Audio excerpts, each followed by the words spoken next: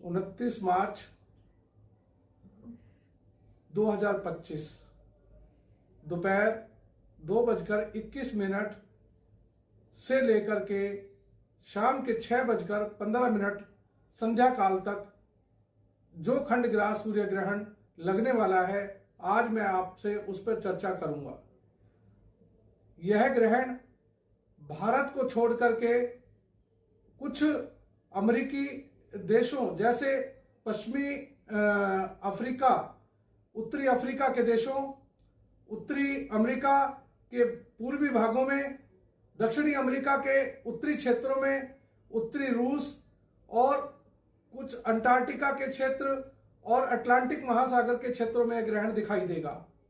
इस ग्रहण के फलस्वरूप आने वाले समय में, क्योंकि यह ग्रहण हमारा उत्तराभाद्र पर नक्षत्र और मीन राशि में लगने वाला है, तो यह ग्रहण अपना जो प्रभाव दिखाएगा, इस ग्रहण के फलस्वरूप पृथ्वी पर देखिए, जहां यह ग्रहण दिखाई नहीं देगा वहां भी इसका प्रभाव कुछ ना कुछ अवश्य रहेगा, लेकिन भारत में दिखाई नहीं देगा तो इसका सूतक आदि का यहां पर कोई विचार नहीं किया जाएगा।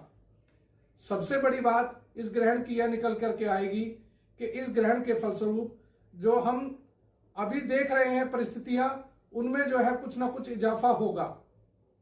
जिस तरह से जहां जहां जिन जिन क्षेत्रों में इस ग्रहण का प्रभाव होगा, वहां अकाल, बाढ़, ओलावृष्टि, अतिवृष्टि और बाढ़, भूकंप इत्यादि का प्रभाव हमें देखने को मिलेगा। मित्रों, कुछ क्षेत्रों में युद्ध की विभीषिका बहुत ज्यादा बढ़ जाएगी। कुछ देश परस्पर युद्ध में और ज्यादा आगे बढ़कर हिस्सा लेंगे। इसमें खासतौर से पश्चिमी देश, यूरोप के जो देश हैं, वो सबसे ज्यादा प्रभावित होंगे। यूक्रेन का युद्ध और रूस का युद्ध जो है वो एक नया मोड़ लेगा। इससे विध्वंस का दायरा बढ़ता चला जाएगा और हम सभी आम जन जो है इससे प्रभावित होंगे। जो देश आज इस क्षेत्र में शामिल नहीं है, युद्ध की विभीषिका का प्रभाव उन पर भी देखने को मिलेगा। जो प्राकृतिक प्रभाव इस ग्रहण के फलस्वरूप हमें देखने को मिलेंगे, उसके फलस्वरूप सबसे बड़ा परिणाम यह आएगा कि बहुत से देशों में जलवायु परिवर्तन, बाढ़, भूकंप और सुनामी जैसी समस्याएं देखने को मिल सकती हैं, जिनसे बड़े पैमाने पर जन धन की हानि हो सकती है। तो ऐसा इस ग्रहण का प्रभाव हमें देखने को मिलेगा। जो देश इस ग्रहण की जद में नहीं आ रहे हैं, उन पर भी इस ग्रहण का प्रभाव देखने को हमें मिलेगा, क्योंकि बड़ी राजनीतिक उथल पुथल इस ग्रहण के फलस्वरूप होंगी। सबसे बड़ी बात यह देखने में आएगी कि कहीं ना कहीं राजनीतिक घटनाक्रम भी बड़ी तेजी से बदलते हुए नजर आएंगे। कई देशों में छत्र भंग होंगे, कई इस तरह की घटनाएं घटेंगी कि वहां की सरकारों को जनता का आक्रोश झेलना पड़ेगा और किसी ऐसे राष्ट्राध्यक्ष की मृत्यु के भी योग हमें दिखाई देते हैं कि जिससे विश्व में एक नया विवाद छिड़ सकता है। तो ऐसी घटनाएं घटित होती हुई हमें नजर आएंगी। इस ग्रहण का प्रभाव आगामी 6 महीने तक हमें देखने को मिलेगा। आकाशीय मंडल में जो हमारे वर्तमान समय में ग्रहों की दशा चेंज हो रही है, कुछ ग्रह हमारे जो है मीन राशि में इस टाइम परिवर्तित हो रहे हैं।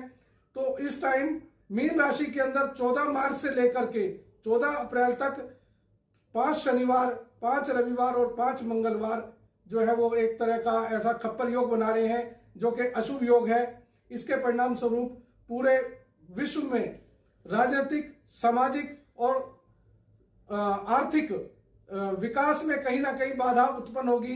लोग रोगों से और महंगाई से त्रस्त होकर के अपनी सरकारों का विरोध करेंगे।